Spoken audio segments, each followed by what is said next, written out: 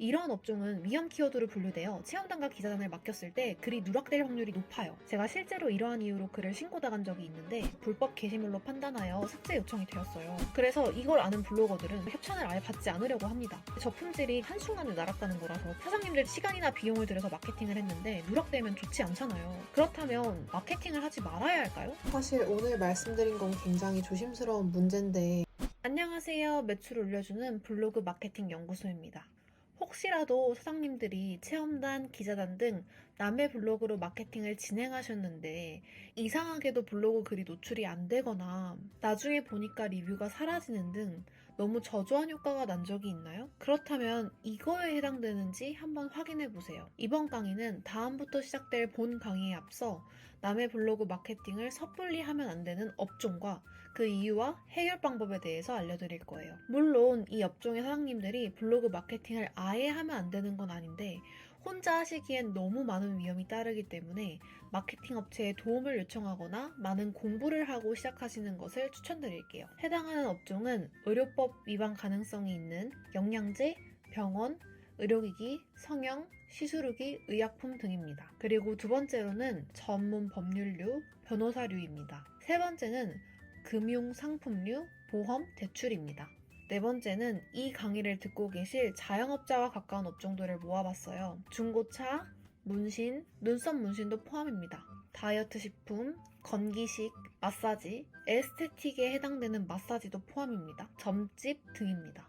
이러한 업종은 위험 키워드로 분류되어 체험단과 기자단을 맡겼을 때 글이 누락될 확률이 높아요. 제가 실제로 이러한 이유로 글을 신고당한 적이 있는데 메일을 한번 보여드릴게요. 제 글은 의료법 제56조 제1항 위반으로 인해서 강남구 보건소에서 불법 게시물로 판단하여 삭제 요청이 되었어요. 하지만 말이 요청이지 게시물이 한 달 동안 비공개가 된 다음에 바로 삭제가 돼요. 실제로 이런 사례들이 검색해보시면 이렇게 굉장히 많아요. 제가 초보 블로거였을 때는 이런 걸 몰라서 이렇게 신고를 당하고도 어리둥절했었거든요. 병원에서 비싼 시술을 제공해주고 그 대가로 체험단 형태로 글을 썼던 거란 말이에요. 근데 제가 지금 생각해보면 병원 마케팅 측에서는 제가 신고당할 걸 이미 알고도 그렇게 마케팅을 했던 것 같아요. 다른 블로거들한테도 얘기를 들어보니까 협찬해주고 신고당하고 이런 일이 많고 이로 인해서 저품질을 당하더라도 나 몰라라 한다고 하더라고요. 근데 이런 거에 대한 문제는 단순히 게시물이 삭제된다는 것뿐만 아니라 여기 보시면 게시물 조치가 반복될 경우 이용 제한도 될 수 있으니 게시물 등록 시 유의 부탁드립니다. 이렇게 써져 있는데요. 이게 무슨 말이냐면 흔히들 말하는 저품질에 당할 수 있다는 얘기예요. 저품질을 간단하게 말씀드리면 블로그에서 쓴 글 모두가 검색이 되지 않고 새로운 글을 발행하더라도 노출이 되지 않는 그런 블로그 상태를 말해요. 현상이라고 한다면 갑자기 방문자 수가 10분의 1로 팍 줄어들기도 하죠. 블로그에서 상위 노출되던 글들이 다 날아가 버렸으니까요. 이런 경우에 해결 방법이 없어요. 그냥 블로그를 새로 펴서 다시 키워야 하거든요. 이게 블로거들한테는 정말 치명적이죠. 대부분이 몇 년 동안 공을 들여서 키워놓는 경우가 많은데 아이디를 버려야 한다는 게 말이 안 되잖아요. 근데 실제로 이런 사람들이 꽤 있어요. 그래서 이걸 아는 블로거들은 해당 업종에서 협찬을 아예 받지 않으려고 합니다.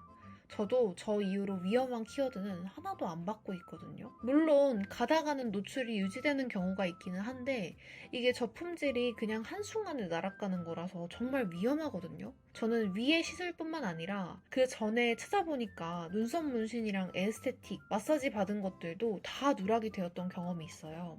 그렇기 때문에 제 블로그 또한 어떻게 보면 저품질의 위험에 있을 수 있겠죠. 사장님들 또한 시간이나 비용을 들여서 마케팅을 했는데 누락되면 좋지 않잖아요. 그렇다면 만약 사장님들이 위 업종에 해당하신다면 마케팅을 하지 말아야 할까요? 어떻게 해야 할까요? 업종에 따라 다르지만 해당 위험 키워드를 돌려서 블로그 마케팅을 진행하시면 되는데요. 예를 들어 마사지 같은 경우는 케어나 관리로 키워드를 변경하는 거죠. 하지만 돌려서 불가능한 업종 혹은 키워드라면 남의 블로그로 마케팅을 하는 대신 다른 SNS 채널 혹은 네이버에서 마케팅을 해야 한다면 자신의 브랜드 블로그로 마케팅을 하거나 파워링크, 카페, 지식인 등 다른 방법으로 마케팅을 하시는 것이 좋습니다. 오늘은 남의 블로그로 마케팅을 섣불리 하면 안 되는 업종과 그 그 이유, 해결 방법에 대해서 알아보았는데요. 사실 오늘 말씀드린 건 굉장히 조심스러운 문제인데 그럼에도 불구하고 이렇게 말씀을 드리게 된 이유는요. 다음 강의부터 본격적으로 사장님이 남의 블로그로 마케팅하기, 그 중에서도 블로그 체험단을 모집하는 방법을 차근차근 알려드릴 건데,